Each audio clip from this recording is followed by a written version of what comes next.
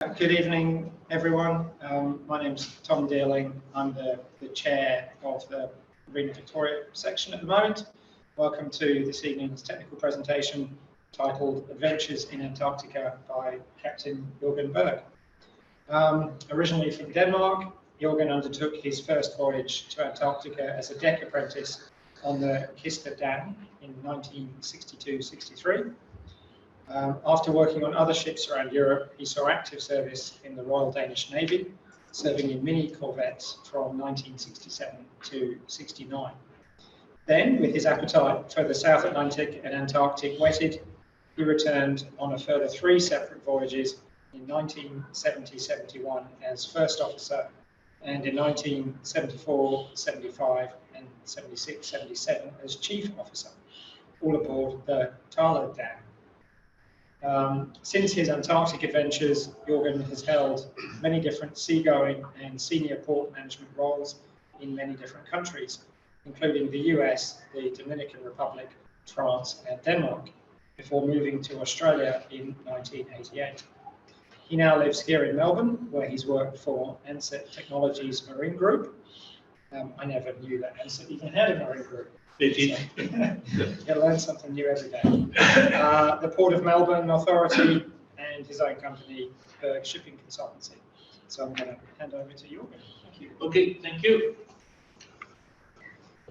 Okay, what I'm planning on doing is we're following the sequence. That means that I was on board the Thala then, going down to the British Antarctic Survey stations down there first. We'll bring pictures from that and I'll talk to each picture. And then after that, we go to the Australian section. And that was with Thala then for those 3 years. It was a couple of voyages each year. And then I will go also through each picture and talk about them. If any of you have questions, I suggest that you just raise the question. If you've got the picture up and you want to ask something like that, if I can answer yes or no on the spot, I'll do that. If it requires a longer explanation, we'll wait till afterwards. If that's all right with you. Okay. So, all right. I'll start with this one, Antarctica. As you see here, Australia, it's called the Australian Antarctic Territory. Everyone loves to call it that. It is not a territory as such, it's a claim. Because according to the international rules or the Antarctic Treaty, which covers everything from south of 60 degrees south, is that you cannot own it. You can claim on it and the decisions will be made later. So this Antarctic territory, as we can still like to call it, covers 42% of the whole thing. And you can see you've got about 12 other countries who claim the thing, and it is still a claim. What it also means is you would see here that, and I'll show you a bit later, is that other countries are allowed to put in their stations on what you call your territory. So that's why we got the Chinese in and we got the Russians in as well. Can't stop them from that. As a treaty partner, we are supposed to have a look at those stations now and then and see what's going on. Because there's 3 rules for the Antarctica, and that is no military presence, no nuclear activity, no military activity. And that's what everyone there is. You wonder what's going to happen in the future. Okay, so should this be the next one then? Yeah, all right, okay. Yeah, it does work, yeah. Okay. The ship we're talking about is the Kista Dam. I was on board, and you will see she's red painted there. Some of the pictures you will see she's red painted, but that will come later there because she can be seen easier in the ice and things like that. What especially with that ship was Dr. Phil Law wanted to establish a station down in the Antarctic, on the proper Antarctic proper.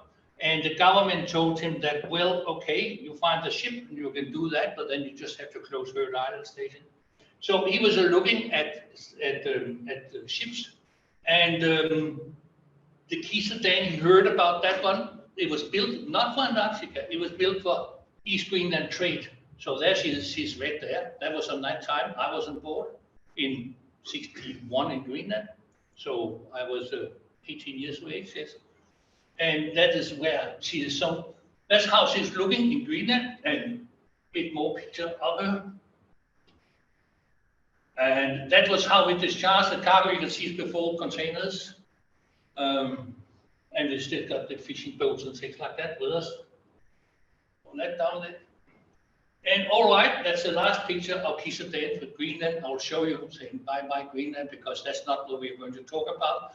It's Antarctica. But I spent quite some time with her in Greenland. Okay, on the way down south on Kisadane for the British Antarctic Survey, short called BAS. Of course, we have to have the equator christening. You know that the King Neptune will not allow anyone to cross the equator without anyone being christened. And that's actually me there, and have a good deal with the baker on board to get a bit like that. And we changed everyone on board who has not been crossing the lines before. And they were being christened, and you can see we were quite rough. We used to say that a successful christening of someone means that he was vomiting afterwards. So that was, it has to be that. That was the aim, to get them like that. And you can see that it was quite dirty, but there was means of, we arranged a little swimming pool we built, because the ship has not an inbuilt swimming pool. So we did that, and well, splashing all over the place, huh? So you can get it all like that. But not many had crossed the equator. And of course, we were about, probably about 27 people on board the ship. And then we had all the British expeditioners who hadn't crossed before. So they were a good target for us to hunt them all down and get them in there. So there was a hell of a lot of people on board that little ship. She was about 1,200 tons. We also had other things on board, because at that time you were allowed to have sledge dogs for the transport on the ice down there, and we brought them on board. And that's I can't remember how many we had, if we were 12, but they were tied up on the deck so they couldn't fight each other and things like that. And I'll come back to that one, the seals there. And because I was an apprentice on board, I was given the job to look after the dogs. That was my job. So here I am, I'm 18 years old, and that's the bus dog, Nook. And you have to realize, you have to recognize who the leading dog, and you have to realize who he is. You have to give him food first, and you have to give him food last. So all the other dogs knows that he is still the boss. Even they're not down on the ice, he's the boss. So he was a lovely animal. All right, we have to give them food. So the best thing was to catch some seals, shooting some seals outside. And the best way, because of heavy, the best way to actually to hoist them up in the in our cargo gear. Does that stuff down there? Zoom is sharing your screen. All right, okay. I didn't realize that before. Is that okay? Yeah, that's just the Zoom. You say hi. It doesn't matter for me. Gosh, no. Okay. Oh, oops. That was a big one. So there, the dinner's ready for the dogs. Best way to keep it on the deck, but away from, so they couldn't just gorge on it and things like that. Here we have arrived in the Falkland Islands in Port Stanley, and you can see us. We are out there on the back at anchor, and one of the British Antarctic Service own ship, Shackleton, she's there. We, of course, we spent some days in Port Stanley, not because we had anything special to do. We could get a bit of fresh something, but we wanted to go ashore because it was a long way from picking up all the expeditioners in Southampton and England and the whole way down there. Just popped into Monday. They were on the way for a bit of green stuff, but otherwise it was Port Stanley. But we found out that although they had bars and things like that there was not a girl inside. We found out later that as soon as the mothers saw the red ship out there, they tied up all the daughters in, and the daughters were kept inside until the ship was lifted. That was it. No, all those randy Vikings, you know those. So we got used to that. We could go ashore and nothing happened. Absolutely nothing. Okay, but that is Port Stanley seen from the air. They only got limited wharf facilities, but it's a nice little town, but all right. Not much happened. You will probably have heard about when the Argentinians thought that the Falkland Island, they called it Islas Malvinas, should be theirs and fought it in '82 and things like that, and occupied it for a while and was then kicked out afterwards. One of our ships was actually involved in that one, the one we sold to the British called the Anita then. But I'll just come back to that when we see that ship. And there she is, Kisa then, alongside in there, and this is a whaling station. The funny thing was, the island was British. The whaling station and the operation of that was all Norwegian, and the whale catchers was all Argentinians. So the mixture of those three. The signs in there was sometimes in Spanish, sometimes in Norwegian, sometimes in English, depending on what it was. So we had a bit of look around, and the dogs would have looked at all the dinner there, but they got the local cemetery because that station existed for many, many years. And there was a lot of people, of course, being buried there. It does not operate anymore because catching whales down there is not the thing anymore. So when we had a tour around, you could see the buildings was there, everything was there.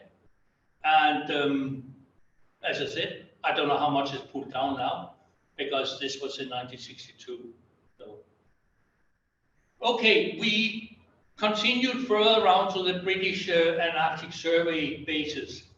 And while we went alongside Sandwich Islands, one of our tasks put to us from the British Admiralty was to have a look and see if there was any Argentinian activity, because they knew that Argentina would love to have settlements on various islands. So we had to look at that. But this is a British settlement. This is Sydney Island, and the buildings are not too bad. You can see that. What happened there?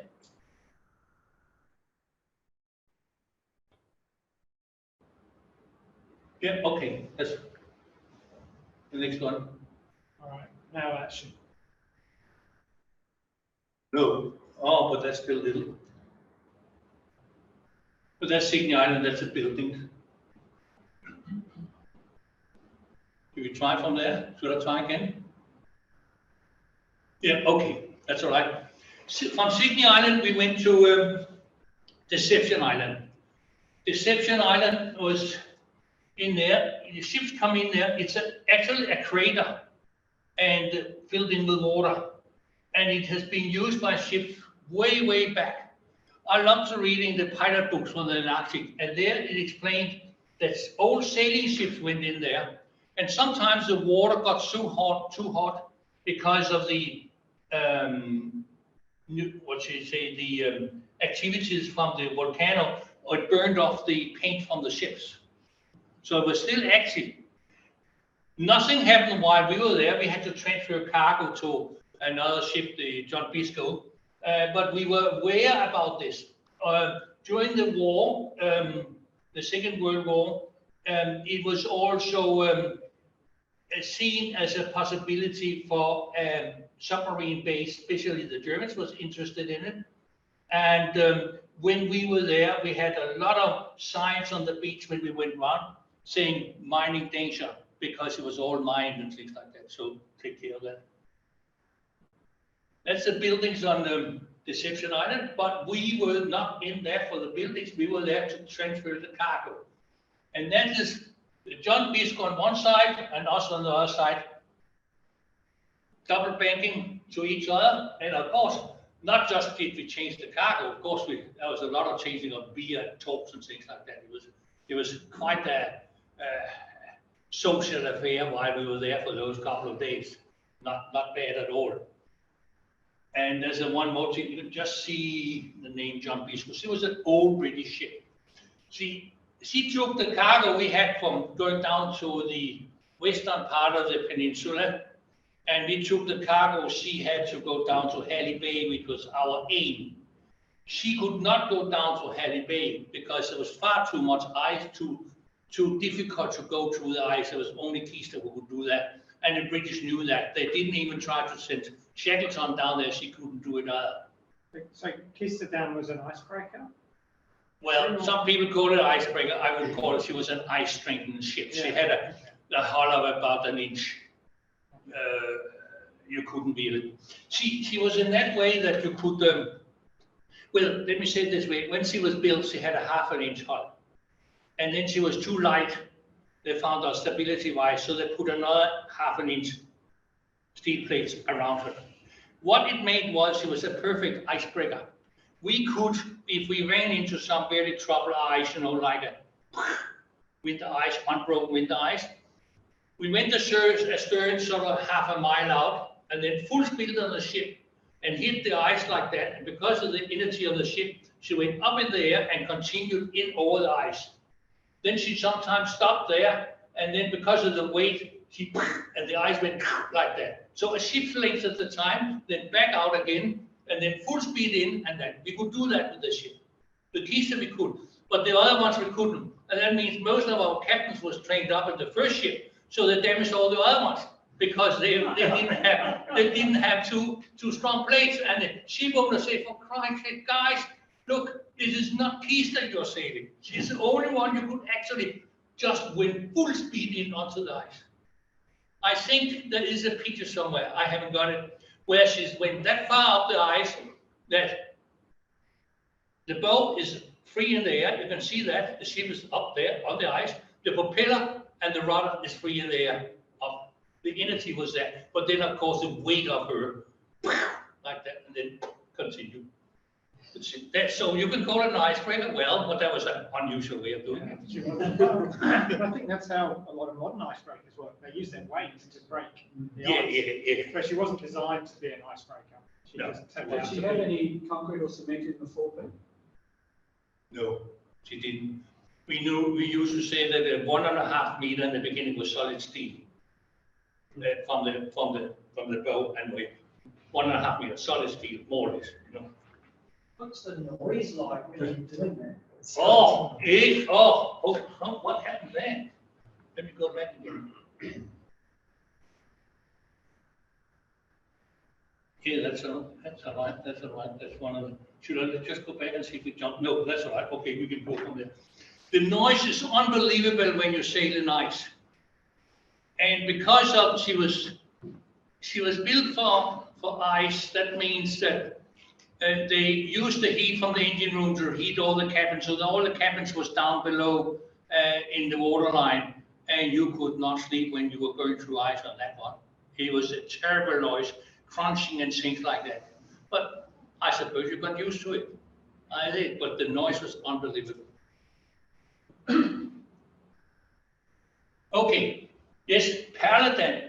She was another one of our ships, also for the British Antarctic Survey, and she also went down to the same area as where we did. She came down here a little bit later. She was slightly bigger than us, and she has more accommodation than we had.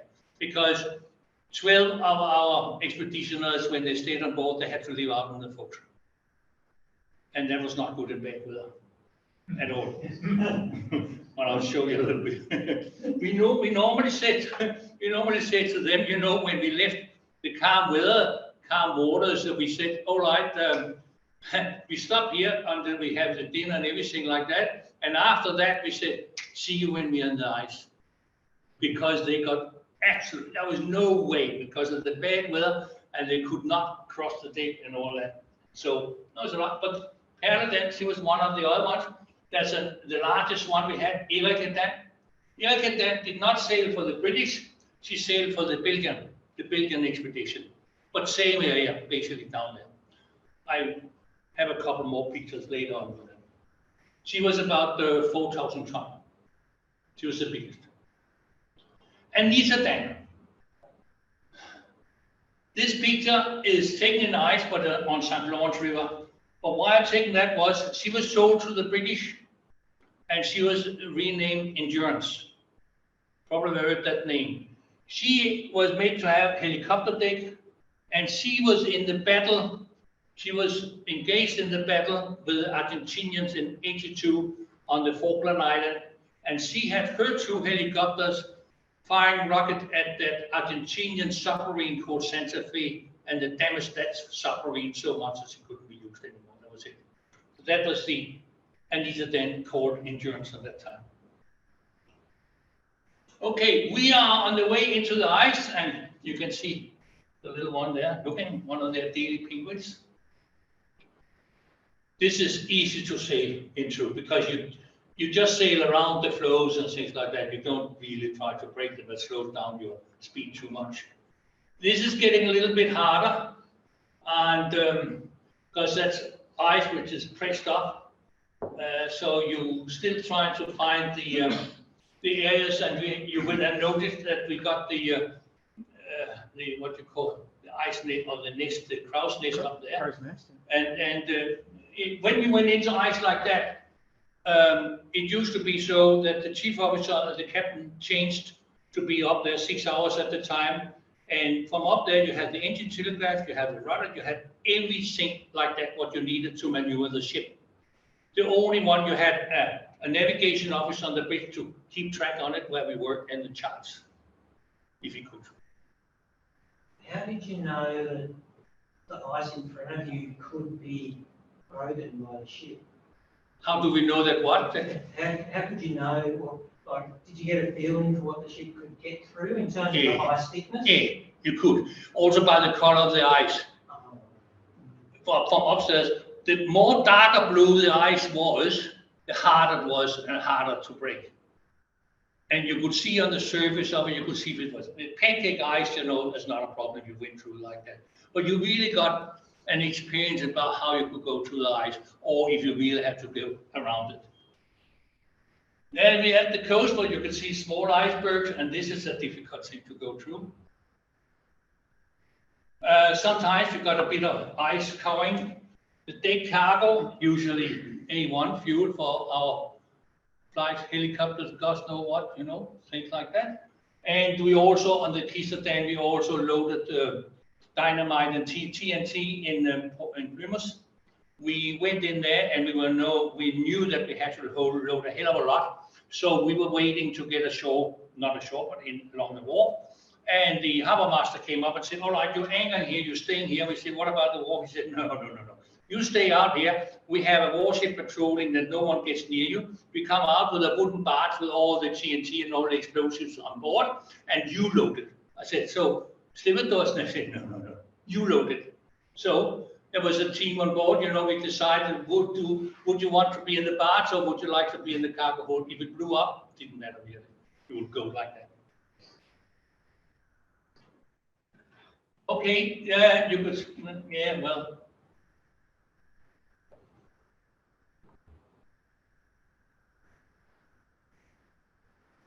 Should we try again? Yes, okay. You can see you're beset by ice, and usually what happened was the ice pressure on the ship meant that she was then getting a lift to one side or the other. When she was like that, you knew you just couldn't move. And people say, so what then? Do you break the ice or whatever? You can't. What you have to do is you have to wait until the wind blows in one direction and the current goes in another direction. And suddenly the ice splits and you feel that there's a crack in the ice, and then you can sail. You have to wait for that. Sometimes we were stuck about 30 days, and there's nothing you can do about it. You have to wait. Today's modern icebreakers, that's a different matter, but we were not an icebreaker as such. Okay, well, we have arrived down in Halley Bay, the southernmost base, basically probably one of the most southernmost, and that's the British base down there. And we got in there ready to discharge, and we have started. You can see we've got the snow cats and things like that out, and of course there's no stevedores down there.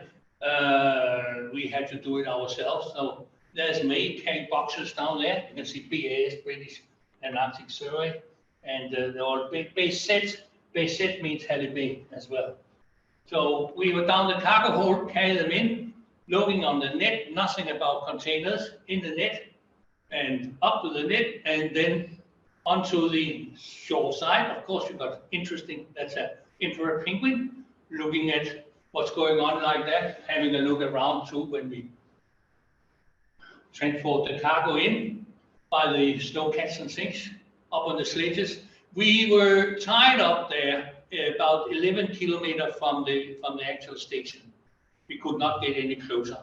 And so the transport was like that. And we could go on skis in there, or as we did sometimes, we took one of the snow cats over with us and then went in if we wanted to see the base. Sometimes in a smoker, some of the guys, they decide to see if they could hunt a penguin or two, and there was usually no luck. But you got the ice shelf there back, and then this is basically where it comes out into the sea. But that's how we transported up to the base, to the station, like that, a little bit of the time. And that's when you get a ride when you're up to the station. So the wooden tin and everything you need for those ones. See, when the British built those stations, it took about 6 years before it was covered by 10 meters of snow and ice. So it went down like that. And this is, we will see that station was built in 56, 57. So we were there about 6, 7 years after. That was about the time where they couldn't do anything anymore. And you see, that is the surface of it, because the rest is basically underground.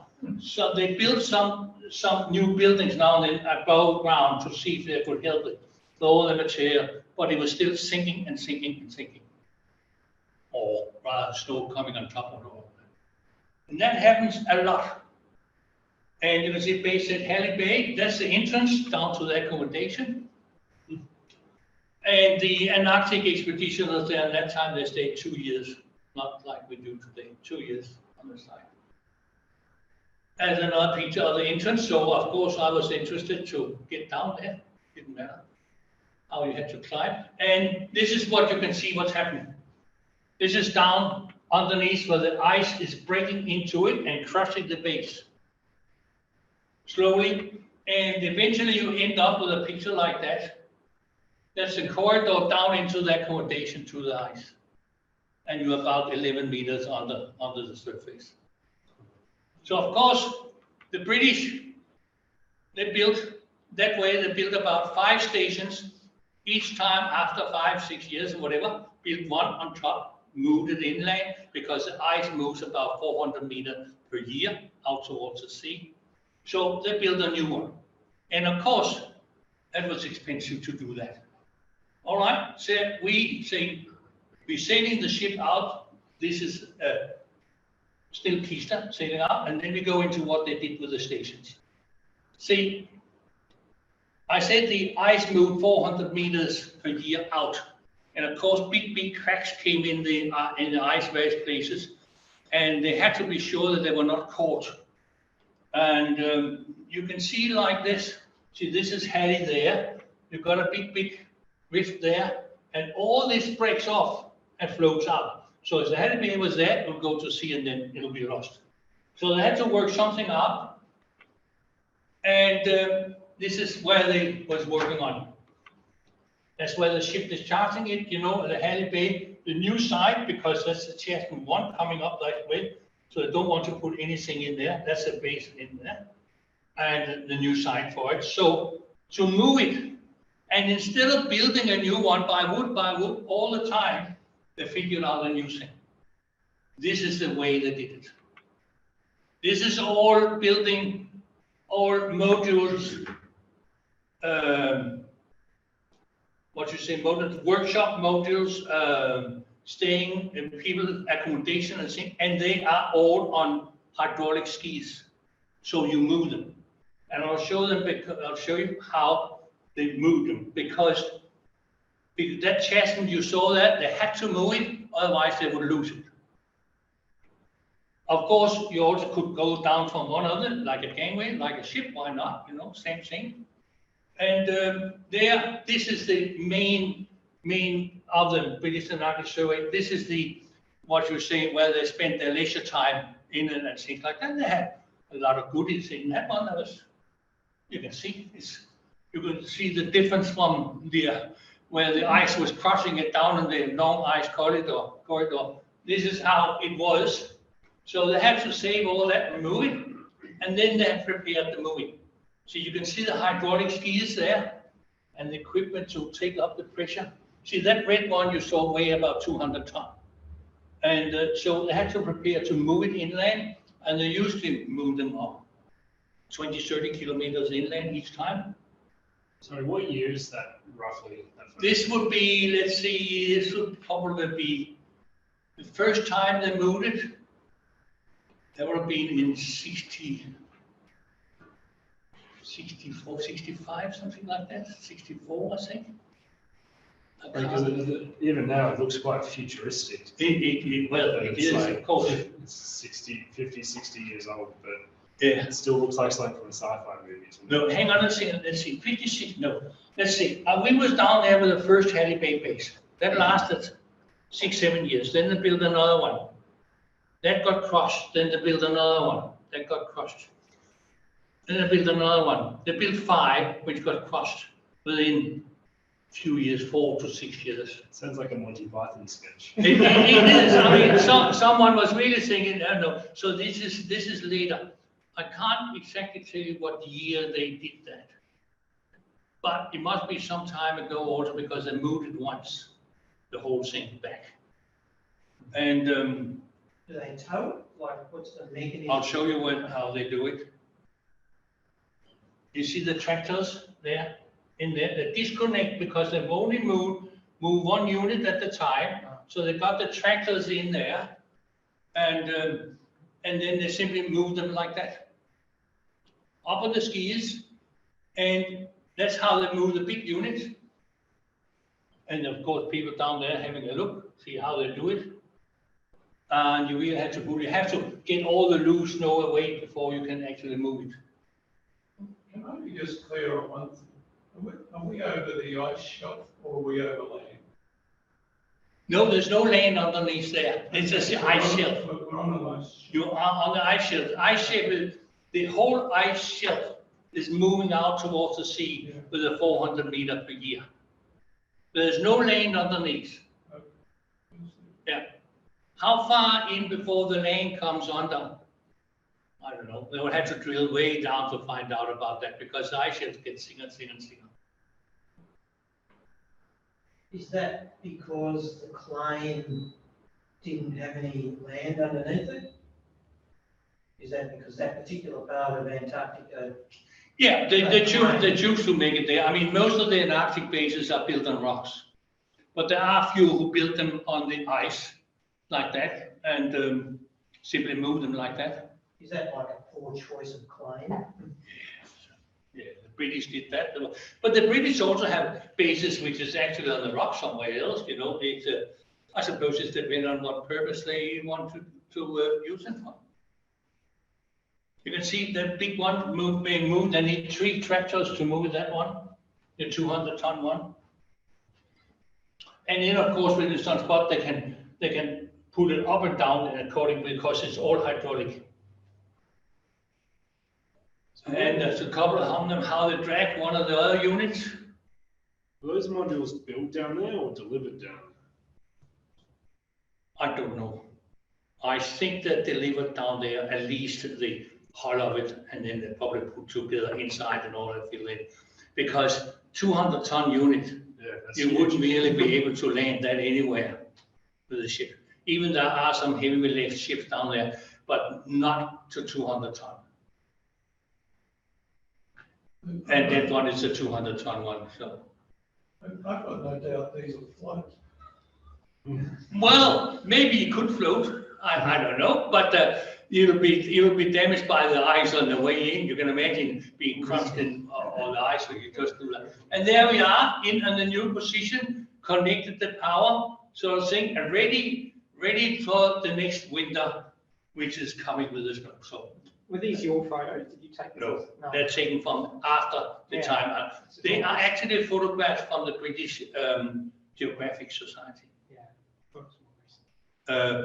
No, I wasn't. I only went down to Halley Bay in 62, 63. I didn't came later, when I went down to the Arctic later, it was on our side, the Australian side, not on the British side. Okay, we are down there and we are finished, and the Kisa then goes back up. We have to go into dock to have a look in Northern Europe, just to have a look to see if we got any damages we need to repair. We actually went into Nordenham in Germany, and you can see that's what I said. First 1.5 meter is basically solid there. And this is how we avoid getting damage. It is pitch propellers. We never ever lost a propeller blade. Some of the other ships lost propeller blades after the Japanese lost them like that.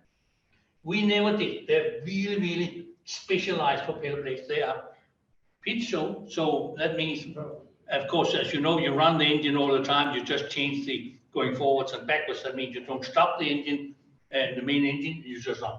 Those ones, when you go forward, if you get the blue hard ice down there, which is hard as steel, you don't want that to go into the propeller blade. So those ones pulls the ice away outside from the propeller blade.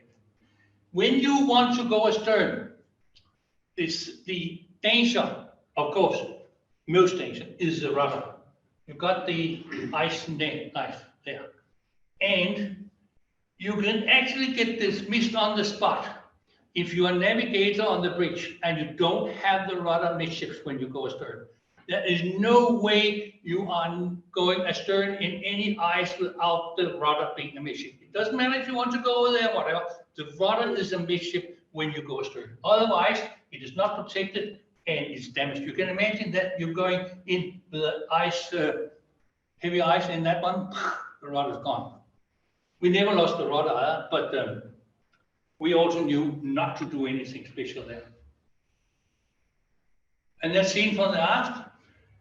When people say to me, how comes that the ship doesn't get crushed as late as easy? And I said, that's because of the way that they are constructed. You can see the round thing, of course, they roll like mad in heavy weather, but the ice pressure makes them going up. Simply like that, and round in the bottom. And of course, you don't have what you say, the keels on the side to stop them from rolling. Yeah, you cannot have that. As soon as you hit some ice, they're getting scraped off just like that. So you have to take it as it is. And that means they roll like mad. So that's Kisa then. Now we're getting over to the Australian side of it. And that's not the Kisa with me on board, but Philo was the one who chartered that ship because he could see what she was doing, and he wanted to use that ship to get into and making a station and an Arctic program. You have here the Australian and Arctic stations. You got Macquarie Island, which is really subantarctic. You got Heard Island, subantarctic. And then today you still have Mawson, Davis, and Casey. And then you've got Commonwealth Bay. It is not a station, but it's mentioned because that was where Mawson's hut was, and it's visited by the ships now and then. We went in there to Mawson's hut to have a good look and to do a bit of work. That thing there, it's not Australian. That's the French area, Terre de Lille, the French base du Mont-de-Ville. Okay, so the Australian and Arctic Division tried, as I said, with various ships to get into the Antarctic proper to make a base for the future. And they were told by the British they should do that because it was good for the future. And the Australian government realized that too. So the first ship they had was this one called Labuan. She was a ship which was leased by the Canadian Navy to the Australian Navy. She was at what they call a tank loading vessels.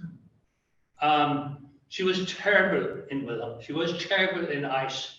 She had a huge loading capacity, but she could not be used at all. She supplied Heard Island, where there was usually not much ice around, and she supplied Macquarie Island. And at one stage, she actually got so heavily damaged on the way back from Heard Island, she was towed into Perth to Fremantle, and she was squatted there. Then the next one we tried, that was Mr. Dr. Phil Law. He said, okay, he found another ship. That was the Berg, and she was actually a wooden ship, which they then put steel plates and things like that on. And she was making ready, and they really wanted her to go in and establish a base. So there she is, and they got the last thing on. You can see she got an airplane on board, and she went down to the ice, and she got the airplane, and there's no sight of any AMSA safety inspectors there. As you can see, they're gone. They're those guys there. So she had that to find out the way to go into the ice. And they tried, and they tried, and they tried. They never succeeded. Then Phil Law, he heard about the keister dam and got the agency, West Farmers in Australia, to contact the owner and chartered that one. And she came into Melbourne first time in December 1953, on North Wharf number 3. And then she loaded for cargo to establish the first Australian base down there. And she loaded everything on North Wharf, and she was going to Heard Island first to take some of the equipment from Heard Island down. And so there she is, ready to load. There she is, loaded and all that. And you can see we've got a few equipment on board for it. And she is not really going full speed there. We are in quiet water, and everyone going down and eating, having the dinner and lunch. That is now, because if they don't, then the soup is off the table. There's no way. That's when we get out in the heavy weather, and that's the weather which is down there. You cannot stop that. She rolls like that. Okay, so she goes into the ice. That's the keister. She got the plane on the back, the airplane on the back. Sometimes we had them on the hatches. We had airplanes with us because they were very good to, if you could discharge them into the water, you can't do anything there. But if you could, and have the ice regiments and getting around and tell the ship where it was best to sail, then that would be the best. Because sometimes when you're caught in like that, well, there's not much chance to get out of this, but I must admit we tried everything. They even tried to put all the anchor chains down to get the weight of the ship up. You can see she got a list. This doesn't work, I can tell you that. Experience does not work at all, but they did try. And then since that didn't work, they tried something else. Digging alongside the ship, that did not work either. Then you use the explosives, but the ice is too soft and it just TNT does not work either. The only thing that works to get a ship free is to wait till the weather, till the wind goes that way and the current goes the other way. And the ice goes like that. That's the only way you can do it. And of course, you can also ask an American icebreaker. She's around. There was, this is the glacier, the USS Glacier. She was around there, so they asked her to come around and to do a bit of assistance. And you can see she's a hell of a lot bigger than the keister. But she managed to do that and break her free. There she is, she's keister, she's down there. She's getting into where we wanted to establish the base it will be called Mawson Station. And you can see the people down there already walking on the ice to have a look. The hatch is open. And the plane is discharged down into the airplane, out into the ice, so you can have a look really around how to easily get into Horseshoe Bay, which was the place where you needed to have that station. And this is Horseshoe Bay. Phil Law was on board, and he was so eager that now we should be getting in. And he and the captain did not necessarily agree with everything. As soon as the ship was in like that, he said, all right, now we start discharging. And the captain said, no, no, no. What we do is we turn the ship around so we got the nose out.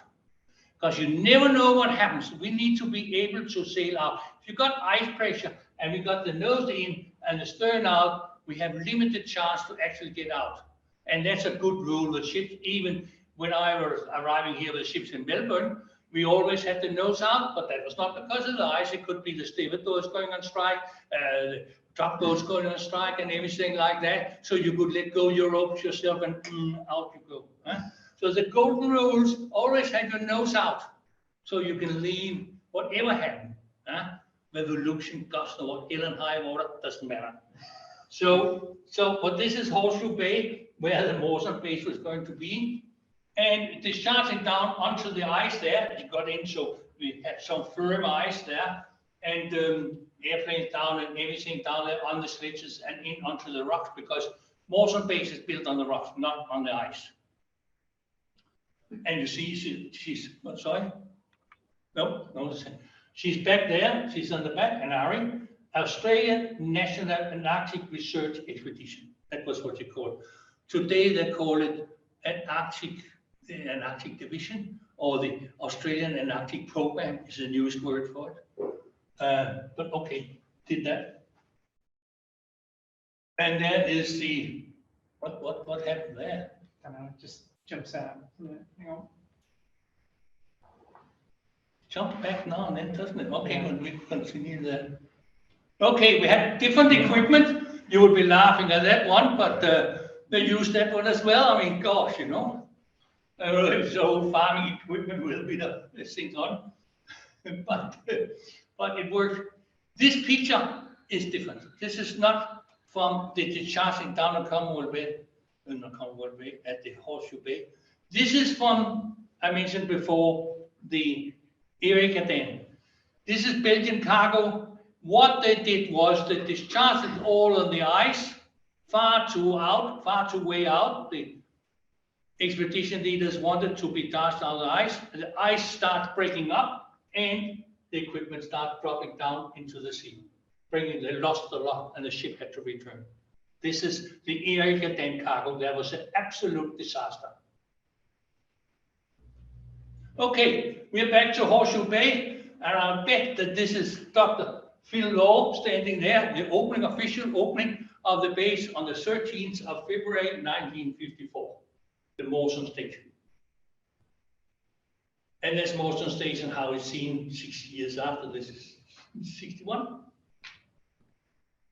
And sometimes the other ships come in. There's Taylor's ship. That was the one I was on board for 570 days in total.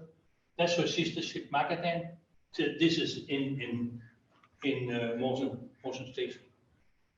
And all right, on the shore side, we got the docks, and the docks was used for transport. I've taken this picture as the only picture of the docks transporting the stations in on a provision. And that's because it's taken by my father-in-law. He was an Australian expedition leader and stayed in Mawson in 14 months. So he went in for those 300 miles with the docks in there. So he took that picture, and I thought, okay, bring it. For the ladies, no ladies here, but they love the pictures of the penguins, younger penguins there, so I won't bring too many. This is a emperor penguin. You can always see the emperor because of the yellow thing up there. They weigh about 40 kilo, the emperor penguins. Some people ask me, are there many penguins down there? And I'll just show that penguin, that picture. I said, yeah, well, that's right. It just continues. And of course, we look at they're very, very curious, those penguins. I tell you, sometimes when we were discharging down onto the ice, the penguins were always around. And they could see where we were laying in the cargo and up and down and all that. It didn't take them long to go in and stand on the spot and to look up where the next cargo was coming. And that means we could not discharge them. So we had to go and grab the penguins. And then they came back. We found out a way that was to lift the penguins, take them on board and put them on the capstan aft and let the capstan run around. They loved that, simply like that. And that took care of that. So, but you can see how curious they are. There are seals, a bit, only 2 pictures of seals. Mother and baby, yes, well, why not? And this is a Magadan. This is actually made in a stamp, Australian stamp. This is Magadan with a little plane on board. She was a sister ship to Taylor. The other ones you probably heard about, the Nella Dam. She sank in December, 24th of December 1987 outside Macquarie Island. She was actually struggled because she ran aground and got so heavy damage and there was fire on board and all sorts of things. But there she in her heydays with 2 helicopters. Did you ever sail on Naladan? No, never. I never sailed on board. I worked on board that one, and I worked on board the Macadam when they were in dock and repaired laid up in Denmark. So I was sent to all 4 ships and worked there, but I never sailed. I've never been on board her while she was sailing. And now on Maca, never when they were sailing. So I haven't got the same feeling for that ship as a hell of a lot of other people have. This is Taylor Dan, and she was in for, she needed to be made a little bit bigger with another deck put on so we could have more expeditioners on board. And we did that up at Frederikshavn Shipyard, and I was the superintendent for that because we also did change some of the cargo gear and all we did expanded the helicopter deck and things like that. So there she is after that, and I went on board for the next trip down south with her on that one. See, originally, you had to bring the cargo on board on barges. Those barges is really a rubber barge sort of thing. Bought from the Americans or given by the Americans, and you got all the cargo boxes on board, loops and things like that. You can imagine. I mean, it was before the containerized times, huh? But this was a terrible way of doing it. As far in as you can, and then carry every bloody box on board onto the shore. Then we developed something, not developed, the Americans had the duck, D-U-K-W, those ones. You know, there's a propeller down there, there's wheels, and she's alongside Pisa, loading, and I took a picture where that's where she's on the shore. This is a duck. They continued to work. They were taking aboard all those 4 expedition ships down to the Australian bases until the last one to 1971. When I was in Taylor, we had the very last one with us because then they were replaced by the Lark. This is the Lark. And they are still used today in Macquarie Island because that's the only effective way of getting cargo on board. They can take 4 tons on that. They got a little mobile crane there. And Just on the Lark, 40 years ago, I sailed on 2 of the lighthouse service ships. Yeah. The Cape Lawton and Cape Don, and all the Cape boats had those Larks. Yes. And I asked before about Naladan. We had an able seaman on the Cape Don who worked on the Naladan, and he had a brilliant capability of making ships in bottles. Ah, okay. And he did the Dans, and he did the lighthouse service ships, Yes. and a whole lot of others, and I've got 4 of them at home. Okay. I know they were used a lot up in the lighthouse divisions up in Queensland and Northern Territory, a lot. Yeah, that was Cape Lawton. Yes. Because when I worked up there too, I talked with them about it then because, well, I was always very much in favor of them because they were very versatile. They could be used for everything. They got a couple of them. It was interesting when we were in port in certain places, we would unload it on the wharf and we'd drive up the main street in it and go to the pub. Yes, that's right. Very useful for that. Very useful for that. Yes. No, they're beautiful. They're beautiful vehicles. They still got them standing on the shore down in Kingston, in Hobart, so people can go around and have a look at them. You can't see the propeller there, but it is down there. There it is. She is on the one of them on the way off. We used to have at least 2 on board the ship when we went down south, 1 on each side, and to lift them in the water. Of course, we still have the airplanes for the ice Riggerland, and again there, AMSA is not around, but for the safety, but we loaded them.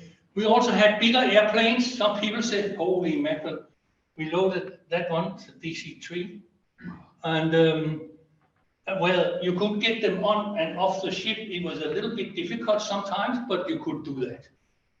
And they were for the transport in the Antarctica. That was good. That was a way to get them down there. So when we navigated down there, when we came up from the north, in the sea, normally it was overcast, there was no sun, no stars, nothing from when we left Hobart and the next 7 days down. So we said that is a dead reckoning course. This is the way to the base, to the station, and we just went like that for 7 days until we hit the ice down there, until we start seeing some of the icebergs. If we saw an iceberg we recognized from last year because they had something special, we knew better where we were. But otherwise, we just continued down there. And when we hit the ice, the floating ice, because up to 30 miles from the shore, hadn't received any signal from the station, then we had to decide if the station was to starboard or to port. So all the navigators got on the bridge, and I wouldn't say we had eeny, meeny, miny, moe and things like that, but the captain had the most points. And if it was decided that the base was probably on the west side, then we went 2 days that way. If we didn't see the base or heard their radio direction signal, which we could pick up 30 miles away, if it wasn't that way, it must have been the other way. So two days back to where we came from, and then 2 days that way. That was how navigate. There was no GPS. There was nothing. Nothing at all. There was the magnetic compass. You know. So icebergs, if we saw one, gave them the names, then we could use that. All right. So this is the ship. This is the actually on the bridge, and you can see you got the little thing in there, ice, as when you really give it the power. And there we are, stuck in the ice with Santana, and I was on board. This is in 1971, so I was on board. We also used it to send air balloons up and things like that. So we were stuck in the ice. We were on the way into Dumont d'Urville as well as Casey. So when you're stuck for a long time, what can you do? You have to walk around to have a look. So I'm out there having a look, see what happens. Other people did other things. Penguins had a look too. And of course, there was other activities like building an igloo. Why not? I mean, you spent a month stuck in the ice, so you did that. And on that trip into Dumont d'Urville, about 30 miles east of the Dumont d'Urville base, we went into an area which is said unsuitable for navigation. And we had been stuck for about 30 days, so we had basically no other choice. And we decided to do that. And I remember sitting down there writing a report to the shipping company in my cabin down there, and suddenly I was on the floor. And it was because the ship had hit a rock like that. Up she went, and all of us went like that. And we knew we were damaged, so we stood on the rock, and the chief engineer and I, we went around on the ship measuring all the tanks and things like that, and found out we could just keep floating. If there was one more hole into, for example, lower hold number 1, we would sink.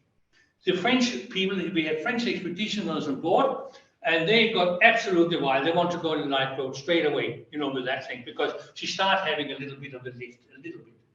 And I said to them, I was the chief officer on board, and I said, no, you do not touch our lifeboat. Our crew do that if necessary, and it is not necessary, because we have been around the measure that we would still keep floating, all right? So the French, they were satisfied until I told the pilot to send his helicopter up in the air, because we would start lifting a little bit more. And when a ship lifts more than 4 degrees, you cannot use helicopter operation. So I told him, fly up and get in a lane somewhere in there on the ice.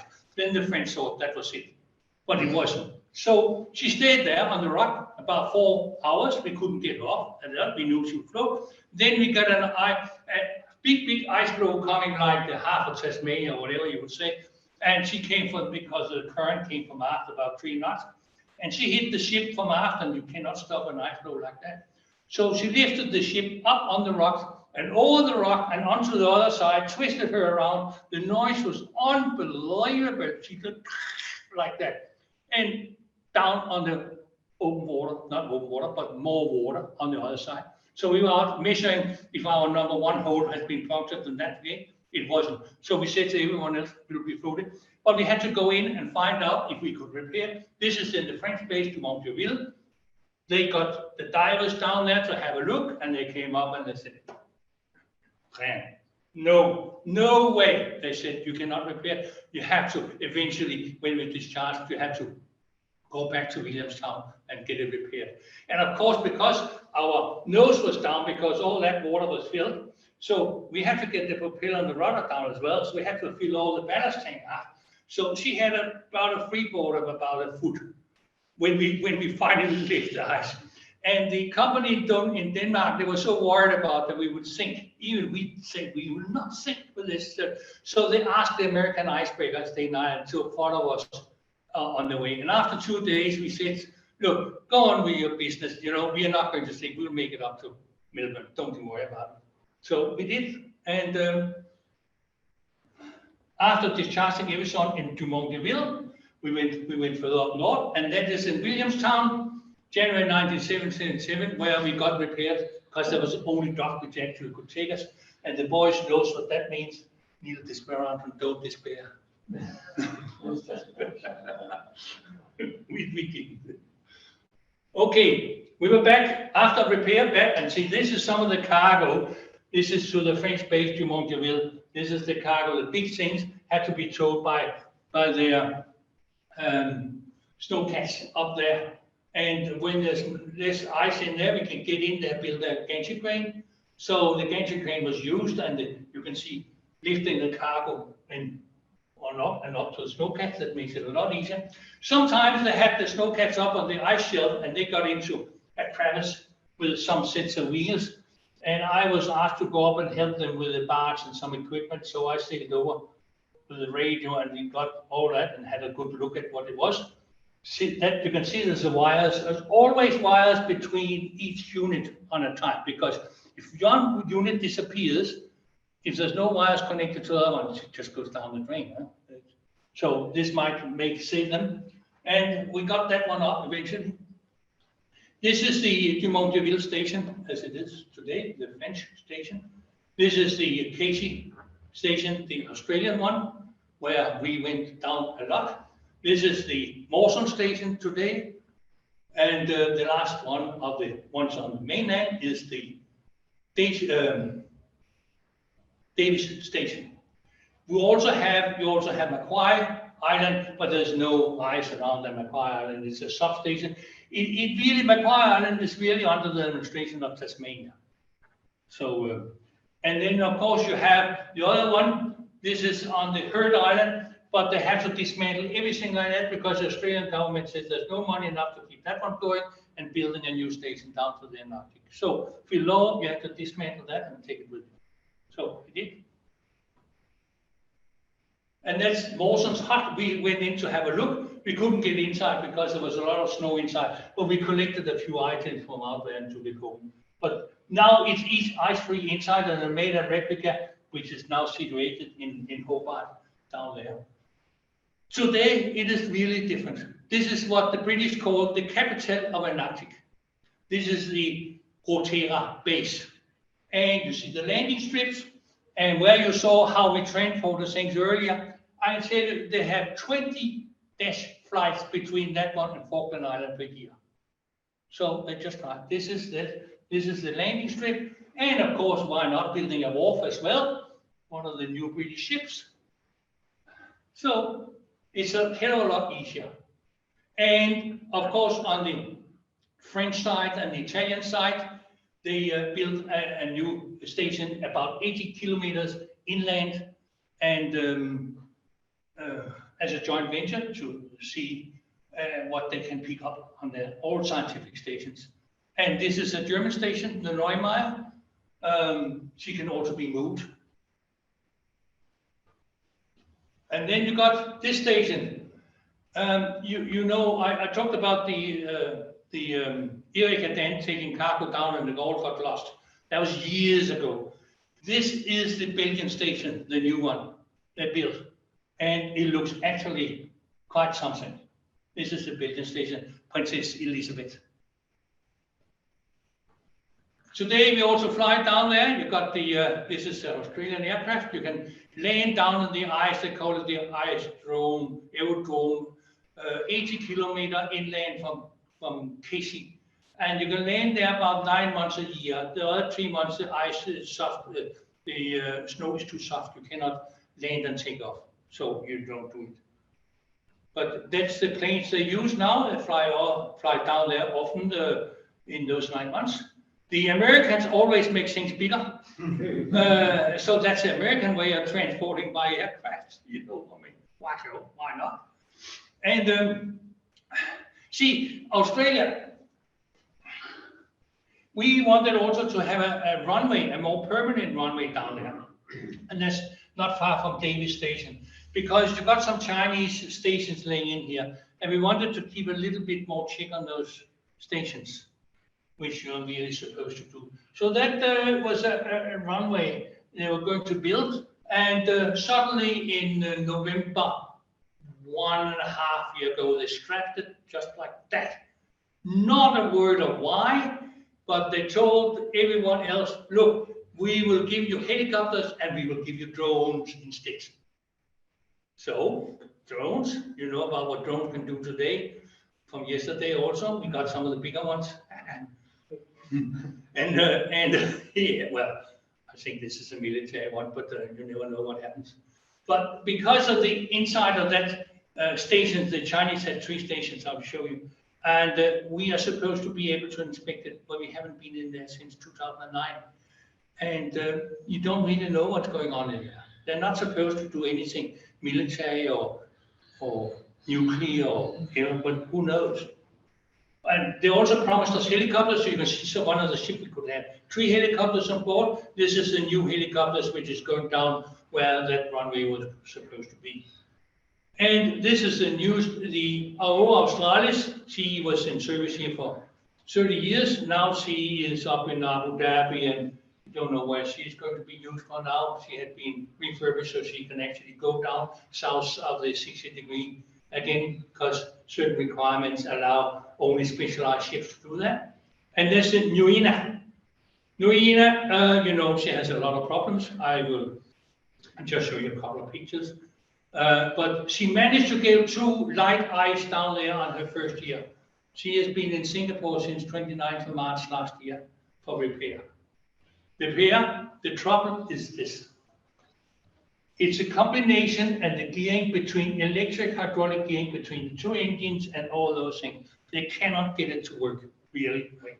She can only go with 75% of her power, and that is a problem. She also has a problem with some 2 sinking keels, you know, put down under the hull, and one of them would not come up. So that means they could not sail in ice anymore, and that means that was only one way, Singapore. And that is how she is constructed, what you say. As you know, she's built, the hull is built in Galați in Romania by Damien Shipyard, and then she's finished in Vlissingen. And I heard some rumors for someone who is supposed to be in the know that there would be a long-term problem with it. I don't know what it means, but he said the ship was constructed out of line. What does that mean? Constructed out of line. Does that mean bending a little bit? I don't know. I did miss a line. Maybe something. Anyway, there's the new ships.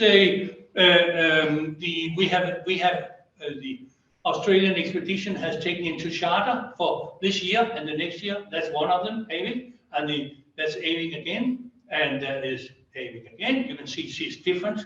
Then there is the giant ships, the big lift ships. They can take all sorts of containers and things like that with them. That's the Happy Dragon. That's one of them, and the other one is called Happy Diamond.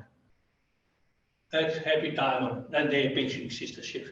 That's what they are taking all the heavy stuff, they're taking containers and things like that, down to the bases until the Nuina can sail again. And Nuina will not, the next schedule, I just checked it yesterday, the next schedule is to go into Mawson and Davis in October. That's the first time this thing should be ready.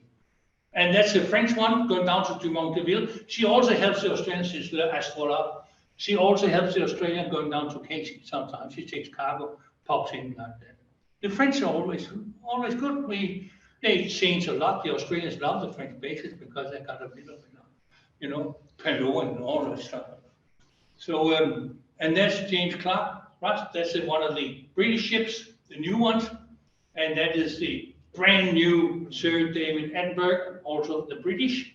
This is the Chinese. They do come down there too. That is the snow dragon, or what's it called? Sulong snow dragon. But they got a newer one. This one, Sulong 2, brand new, and they got the bases down there. This is the Russian one, and you'll notice that sign. She is the only nuclear-powered merchant ship in service today. The only nuclear-powered merchant ship. And that's the Americans. They have one, NATLL, something like that. And then they got the other one, the US Coast Guard, of course, McMurdo Station. But they used the American had a different way of doing it in the beginning. They just took all the old war-built ships, the Liberty boats and the CIA boats. They had an icebreaker in front or whatever, took those boats down, they charged all the cargo, and what happened to the boats afterwards? So we, they're saying they didn't worry about getting them back again. And this is the Japanese one, Shinsu, the newest of the Japanese one, because they go down as well. Okay, this is the same. The Chinese, they got those three there. You cannot really see, but when you see here, that's the problem. Mawson base, Davis base, Casey, the Australian one, and then the three Chinese ones in there. And what are they doing in there? You don't know. So got the drones, got the helicopters and things, but if it's under the ice, well, you can't really see, can you? Okay, so that's basically it. The only thing I had two more pictures if anyone wanted to look at them. That was the general arrangement plan of the Keystone. But if you try to read, you can't read it because it's all in Danish. It was built in Denmark. That's this one, and there was the other one, this one, those ones. That's it. So the dams were all intended for service in ice areas. Yes. Yeah. See, the company, Lauritsen Lines, they have other kinds of ships, but they built what you call them polar ships. You got the 4 expedition ships. That was the 4 which really went down to the Antarctic. You got 4 of them, plus you got 2 other ones, the Erika and the Pearl. We went down, so 6 ships went to the Antarctic. Then you had a total of 15 polar ships. We went to Canada, Antarctic, to Greenland, up to Finland, Antarctic, things, not Finland, not Antarctic, but Finland, winter surf. They all was used to sail in ice. And basically the whole thing about the company was navigation in ice. And that's why we basically, all of us was used to have been sailing in ice with some of those ships. They also had reefer ships, refrigerated ships. Later they had tankers and bulkers, but the polar ships, that's what they are known for. That's what they're known for. All right, any more questions, guys? Any other questions? Any questions? Can you see questions I online? have a question. Do you ever have any problems with the ship, the topside icing, like when you go down? Yes, sometimes we do. So how do you get rid of the ice? Well, I didn't bring a picture of how we try to get rid of the ice. The ice is not so bad down to the Antarctic. You could see there was a little bit of over-icing, but it has never really been the biggest issue down there. Where we had the biggest issue with over-icing of the ship, that was on the Baltic Sea on the way to Finland. The pictures I have of the ship with ice from the derricks, the whole solid down to the deck where we really had to stop the ship, otherwise she would roll over. She was too heavy, and we had to chip it off by hand, simply like that. But they were really built for a lot of those things, but over-icing could be a problem for them, yes. My other question is, do the Chinese have a claim down there? I mean, they've got the 3 bases there. No. So they're not... No, there's only 12 countries which has a claim down there. China is not one of them. America and Russia originally decided, both of them together, that they would not put a claim in. So the Australian has a claim, French has a claim, Norwegians has a claim, New Zealand has a claim, 12 countries altogether. I noticed on your map at the beginning that the British and the Argentinian claims almost completely. Oh yes, they do. I mean, they would be fighting about it. I mean, it's a claim. and they don't like each other, you know, of course, having the stations. But with the claim, anyone can go. You got the most funny stations down there. You got the Indian has built stations down there. The Italians has stations down there. Romania, Czechoslovakia. You know, I mean, what are they doing? But okay, they can build it down there, but they can't. It is not allowed to make a new claim down there. There is a little area which is not claimed by anyone, but no one is allowed to make a new claim according to the Antarctic Treaty, which will be subject to a good reversal in 2048. But it's not going to change before then. And by that time, I think the Americans and the Russians now have said they would not recognize it after that time as it is. But they got up to 2048 to do something about it. But it's a problem with no military, no mining, no nuclear. So. I don't want to hold this, but I've got another question. No, that's all right for me. I mean, it's up to top. I had a friend go down to Antarctica actually in the last few weeks. And they went down from South America. Oh yeah, for Ushuaia. Yeah. And now I believe there's quite a run of tourism. Of course. Going across it, even in the smaller ships, you know, like even sailing ships, you can't be down. There is so many places, tourist spots on the peninsula, as we call it. Let's see if we got we got up the first one, the very first one, the map. Oh, Antarctica is the very first one. Where's that one? Yes, okay. This is what we're talking about. Oops, up here. Yeah. There's so many up here. You know, that's from Ushuaia. They sail down there, and you can see the names of them. This is where they mostly are. This is Ushuaia. But there are so many countries there. And of course, the only thing which has happened lately is that with so many tourists, people are worried about the impact. So a cruise ship with tourists was only allowed to take 500 ashore. That's it. So they put that thing to it now. But it's true. And some of those tourist ships are Russians, and some of them Germans, some are Dutch, some are the Norwegians. The Norwegians sending ships down there now. It's very popular to go down there. Well, where's on Kisserdam? You went to Halley. Is it Halley Station? You say for the British? Where's for the British way? You see Halley. Okay. It was called Halley Bay, but after the bay sort of disappeared with the iceberg going out, they changed the name to Halley. But that's where she is. Right. Okay. And we all, so I have only been, my sailing area has basically been all this area here and all this area here. I have not been in the Norwegian part, I've not been in the New Zealand part, but all this here and all this here. And you can see when I talk about claims, see the Concorde, that's the new station, the Italian French station they built inland. That's not in the French area, it's in the Australian territory. You got the Russian Vostok here, you got Mirny out here, it's Russian town. You got the 3 Chinese ones. You got everyone. They can just put up a station.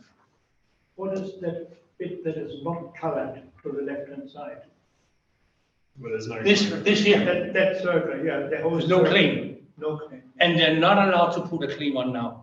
It sort of says, hang on guys, no claims there, you're not allowed to put a claim.